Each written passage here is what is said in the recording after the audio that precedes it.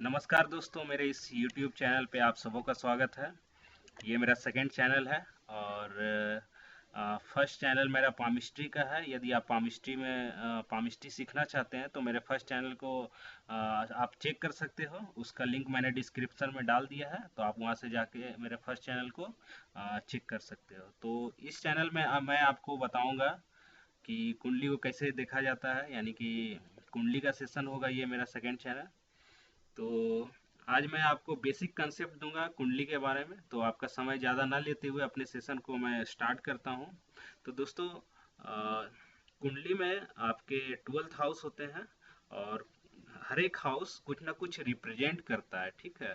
और ये जो हाउस होते हैं ये फिक्स रहते हैं। ये जो इसकी काउंटिंग होती है कुछ इस प्रकार होती है: 1 2 3 4 5 6 7 8 9 10 11 एंड 12th, ठीक है।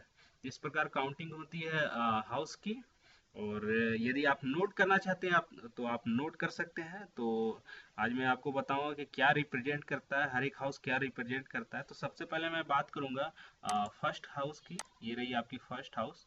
तो फर्स्ट हाउस जो होता है वो, जिसे एस्ट्रोलॉजी में लग्न कहा गया है, आप खुद होते हो फर्स्ट हाउस। और इससे हम लोग आपके बिहेवियर को डिसाइड करते हैं, आपका एटीट्यूड डिसाइड होता है इससे, आपकी पर्सनालिटी को डिसाइड करते हैं, और आपकी आउटलुक कैसी होगी, ये सब चीज़ें फर्स्ट हाउस से देखी जाती है।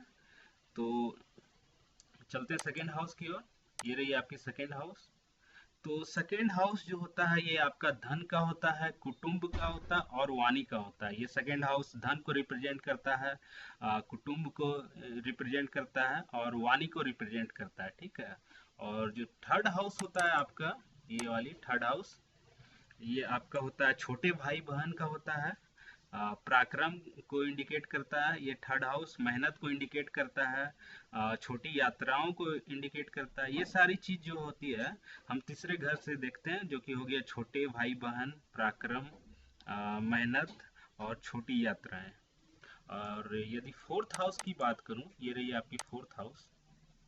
तो फोर्थ हाउस से हम लोग माता को देखते हैं, गाड़ी को देखा जाता है, सुख सुविधाओं को देखा जाता है, आपके लैंड, नेटिव लैंड को देखा जाता है, जमीन को देखा जाता है, प्रॉपर्टी को देखा जाता है। और फिफ्थ हाउस की यदि मैं बात करूं, ये फिफ्थ हाउस, ये रही आपकी फिफ्थ हाउस। तो फिफ्थ हाउस से हम लोग संतान को देखते हैं। ये फिफ्थ हाउस आपका स्टमक होता है, यानी कि पेट होता है। यहाँ से हम लोग अनसर्टेन गेन को भी देखते हैं, जैसे हो गया लॉटरी, हो गया सट्टा, हो गया जुआ, हो गया इस प्रकार का जो भी होता है, ये आपके फिफ्थ हाउस से देखा जाता है। और यहाँ से लव अफेयर भी देखा जाता है, जो कि आज के डेट में काफ़ी इसका महत्व है लव अफेयर का।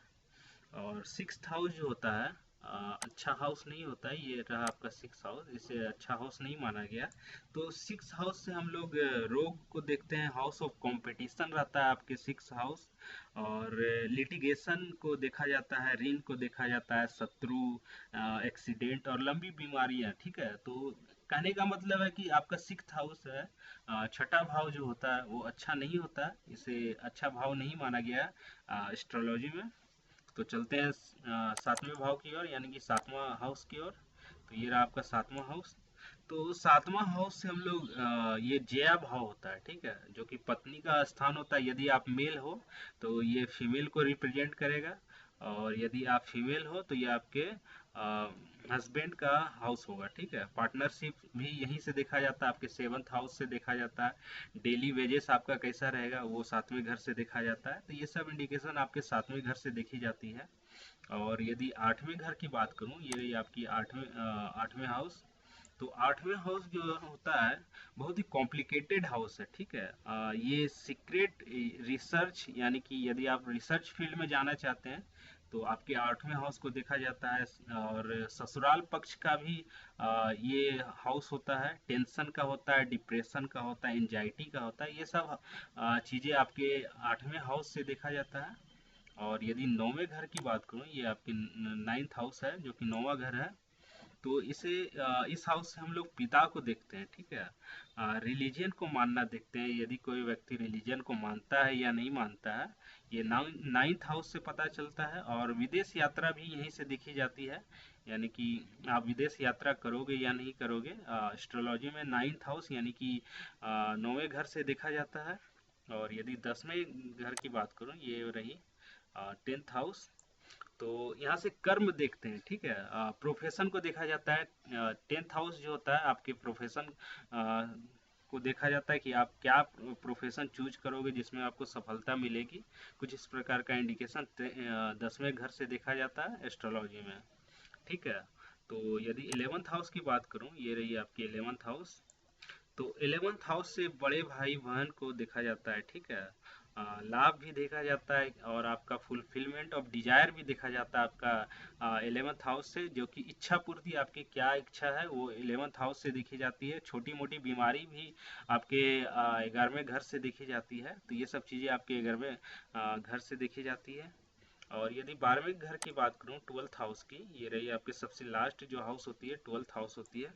तो इस हाउस से हम लोग फॉरेन सेटलमेंट को देखते हैं। यदि आप फॉरेन में सेटल होना चाहते हैं तो आप अपने 12th हाउस को देख सकते हैं। और इससे जेल यात्रा को भी देखा जाता है और अस्पताल के खर्चे का भी घर होता है। तो ये कहना चाहूँगा कि ये जो होता है खर्च भाव होता है।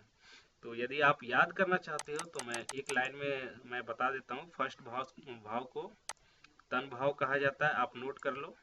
सेकेंड भाव को ये आपका धन भाव हो गया। तीसरा आपका भ्राता भाव हो गया।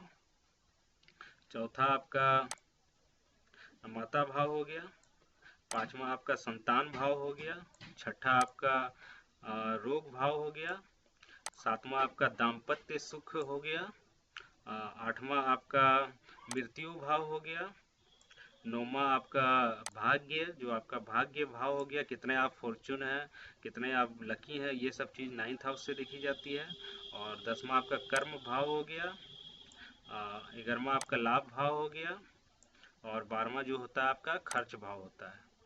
तो दोस्तों, ये थे आपके एस्ट्रोलॉजी में 12th हाउस क्या रिप्रेजेंट करते हैं, मैंने आपको आज ये बताया। तो आज के सेशन में मैं इतना ही डिस्कस करूँगा। तो दोस्तों, यदि यह वीडियो मेरा पसंद आया हो तो प्लीज़ इसे लाइक करें और साथ ही साथ मेरे इस यूट्यूब चैनल को भी आप सब्सक्राइब कर सकते हैं। Thank you.